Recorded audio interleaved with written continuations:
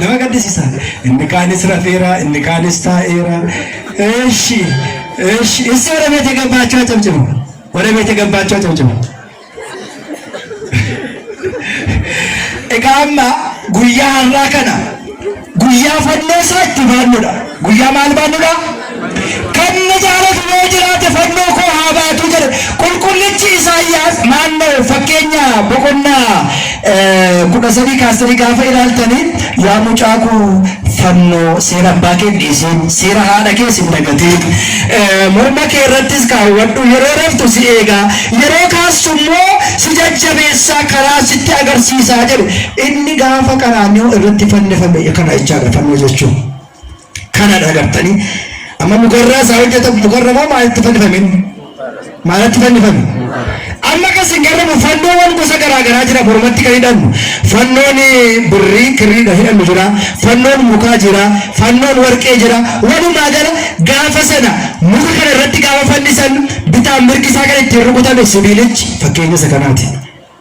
Birrii soo galanne birriin akkuma warra kaanii rakasa miti hoddiidha warqee soo galanne akkuma kana walumaa gala garuu isin waaqayyoon amaneera gaafa jettan isanni gaafa guyyaa jimaataa fannoo irra oole gatii isinii kaffale sana yoo yaadattan qofaadha. Agartanii yoo kana yaanne madaala alamii beekuu hin dandeessan. Madaala alamii immoo kan beektan dhiphina isaa rakkina isaa beeluu isaa dheebuu isaa keessatti yoo isa yaadattanidha. Soomeera moo soomnenni? Soomeera moo soomne? Dheeboteera moo hin dheebonne? Beela'eera moo hin beelofne? Akkamitti waaqa ta'ee beelaa akkamitti waaqa ta'ee dheebota jettanii dubbachuu dandeessu. Foon inni uffate kun dadhabaa waan ta'eedhaaf. Foon ilma namaa dadhabaadha. Kanaafidha baay'ooliin isaanii dadhabanii amantaa isaanii gadanii amantaa isaaniirraa kara biraa deemaa kan isaan jiran. Walumaa galatti egaa akkuma beekamu guyyaa irraa kun madaala alamiidha. Guyyaa madaala alamiin guyyaa feesaan addunyaa itti fayyada waa baay'ee jechuu hin dandeenye. Yaa jara keenya maatiiwwan waaqayyoo gara laphee keessanitti deebi'aa. Waaqa keessan beekaa. Amantiin haaraan gooftaan haaraan hin jiru. Amantaa kana qabattanii hanga dhumaatti yoo dhaabattan hin fayyitu. Madaala alamiin isin eega isin eebbisa. Akkuma beekamu biyyi biraa yeroo itti bokkaa dhabee rakkatutti yeroo itti qotee firii midhaan isaa dhabutti isin waaqayyo isin eegee asiin isin gaheera. Kan isin eegee akkuma sila kaasee irree keessan humna keessan qabeenya keessan miti madaala alamiidha. Isin inni isiniif du'e isin immoo isaaf du'uu qabdu isin dhiisu. Fannoo koo hin kutu madaala alamiin na uumeera na jiraachiseera asiin na gaheera jettanii amanuu fi abdachuun barbaachisaadha. Kanaaf cimaatii dhaabadhaa wal gorfadhaa dargaggoonni wangeela baradhaa dargaggoonni wangeela hubadhaa qayyabadhaa mana keessan jajjabeessaa. Amma mana kana gaafa dhufu waggaa torba har'aa fi har'a gaafa laalu garaagarummaa guddaa qaba. Bakka tokko dhimmisuu eegaleera. Yeroo sana magaalaa Geences kan jirtan baay'ooliin keessan irratti kan hirmaattan jirtu keessumaa koreen mana amantaa kanaa manni amantaa kun baay'ee dhimmisaa jira. Deebinee mana kana ijaaruudhaaf haalli amma keessa jiru haalli qaala'insa gabaa baay'ee rakkisaadha. Inni biraan dallaansaa gaafa ilaallu baay'ee jijjigaadha kan inni jiru. Uummanni kun maaliif duubatti akka inni deebi'e maaliif akka inni laafe maaliif waa'ee amantaa akka inni dhiise anaatiif naa galaa hin jiru. Inni biraan gibbiin kun bal'achuu qaba. Manneewwan ijaartan duubatti buttanii mana kan dhimmisaa jiru bakka haaromsi barbaadutti haaressitanii amantaa keessaniin cimtanii dhaabachuun barbaachisaadha. Wangeelli hunda dursa. Egaa akkuma beekamu keessumaa guyyaa ayyaanotaa waggaa kaayyoon ayyaana kabajuu mana kiristaanaa keenyaa inni guddaan sabni waaqayyoo wangeela akka baratuuf maal akka baratuufi akka wangeela baratuufidha. Bu'uurri ayyaana kanaa wangeeladha. Yoo wangeelli si gale yoo wangeela baratte yoo wangeela dhaggeeffatte asiraatii kurlee amantaatti jabaachuu waa'ee soomii waa'ee sagadaa beekta.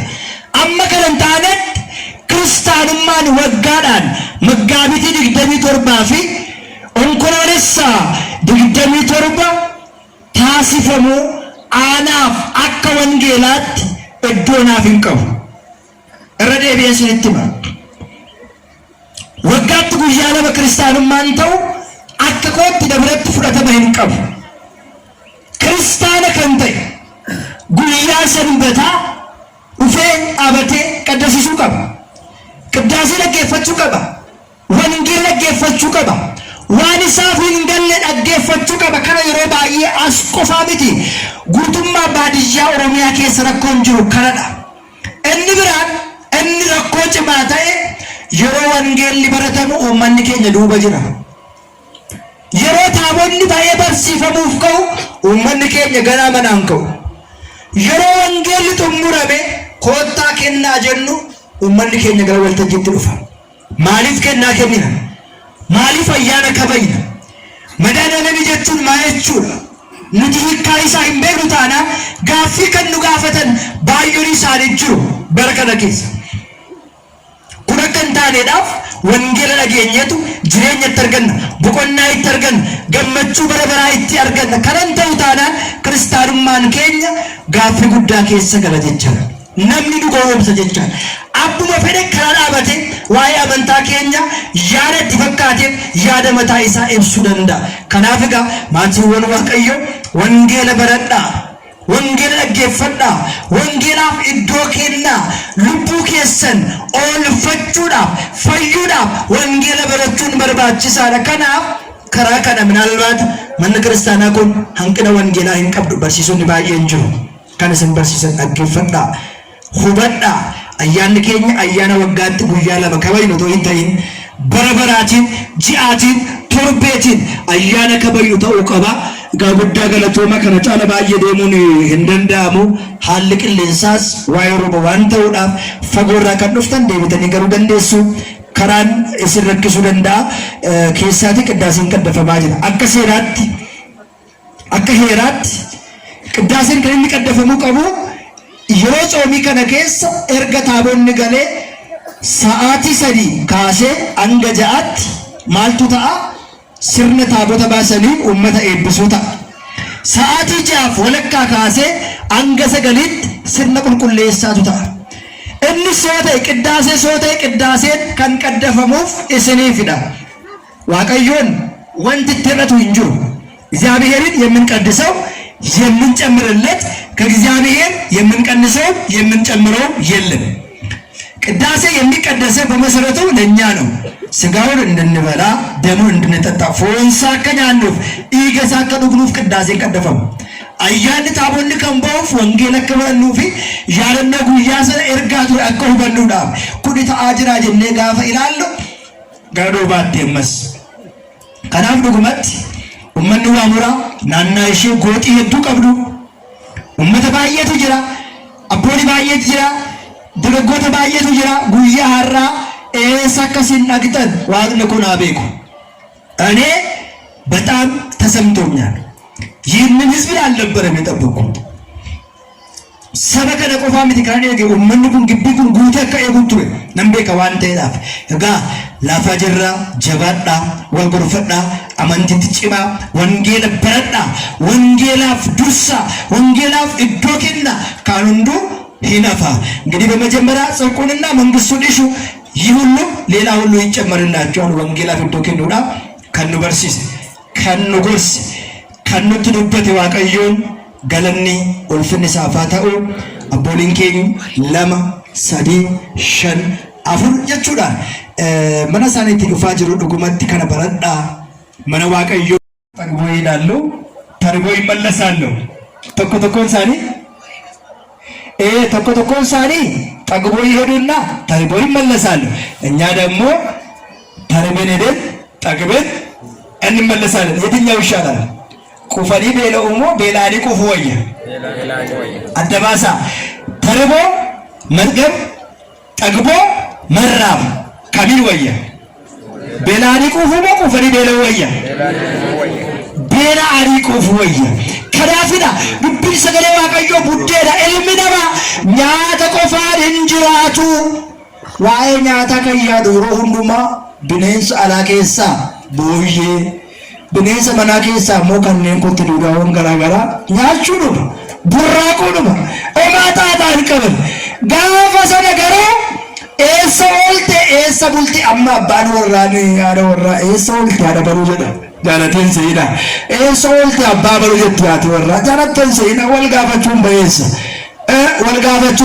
gaafa waaqayyoon dhufu eessa turte maal hojjette maal gochaa turte jedhamna maal jenname gaafa sana guyyaa dhufaatii isaa waaqayyoon dhufamoon dhufu gaafa dhufu garuu maal deebisaa sin qopheeffadhaati namoota baay'ee duubaa dhufaa jira isaan eeguufan dheeressaa jiran gabaabsuu barbaadetan garuu gara fuulduraatti bara kana ganamaan dhuftanii ganamaan deebi'uudha waa baay'eetu jira rakkoon hanqinni wangeelaa nu bira abboolii biraa ka'ee daaqonoota biraa ka'ee margeessota keenya biraa ka'ee amma naannoo magaalaa tokko margeessota bebbeekamoo kan ta'an yeroo wangeelli barsiifamu akkasidha. Yookiin karaa Beeteleemii ba'anii deemu yeroo wangeelli barsiifamu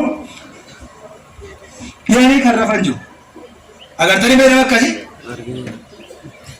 Ammallee luboonni jirtu kan akkasii. Qiddaasee barumsi gaafa barsiifamu ammas gaafa sanbataa. Qiddaasee qaddasnaan karaa Beeteleemii ba'anii qajeelanii. Dursi namni qiddaaseen qaddasiisuudhaaf wangeela barachuu qaba.